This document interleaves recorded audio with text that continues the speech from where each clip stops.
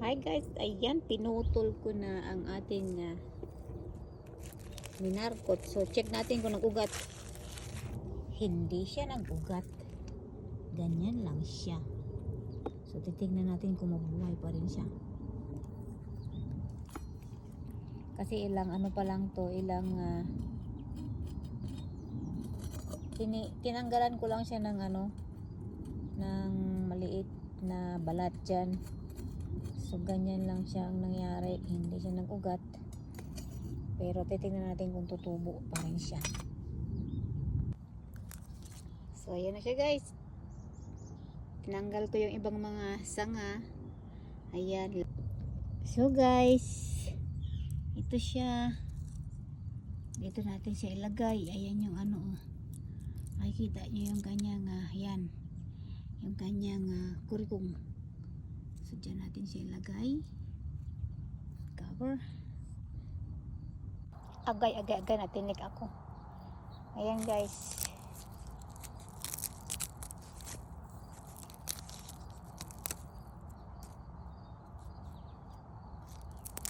Binalot ko siya ng dahon niya. So tignan natin kung mabuhay siya guys. Kasi ayan naman siya hindi naman siya. Yan yung pinutol ko dito Ayan So tignan natin kung mabuhay siya. At dahil masyadong mahaba, putulin natin dito guys. Yan.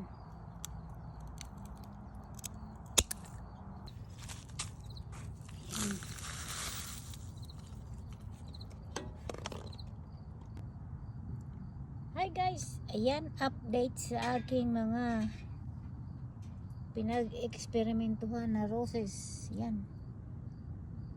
Kadahon na siya ng bago. Ayan. Nilagyan ko ng mga tinik kasi yung mga daga, diba? Ito bagong tanim yan. Ayan. Ito na yung minarkot ko na parang sampagita. Ayan, nagkadahon na siya. Ayan.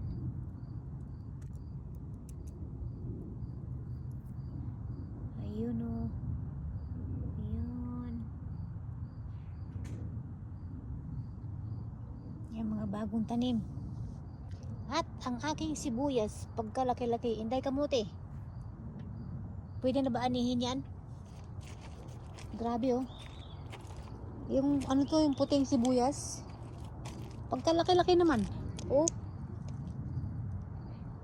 Pwede na bang lugaw. Thank you for watching. Yan guys, ng aking mga project. Ayan. Using the Coca-Cola and different kinds of container. Andy, hey, honey, just take it easy. Please. She's excited. Yan guys. Yan. Bibigay ko yung iba kay Lorita at saka kay June, yung aking mga co-worker na mababait. Yan.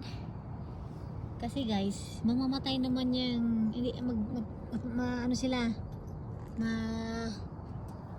itong mga matataas na yan. Matitigok yan kay marapit ng taglamig. Yan. Yung galing sa Argyle, nilagyan ko ng pagkain. Yan, yung bottled water. Kasi next year, tutubo naman sila ulit ng bago. So bago tatanim sila sa lupa para matulog.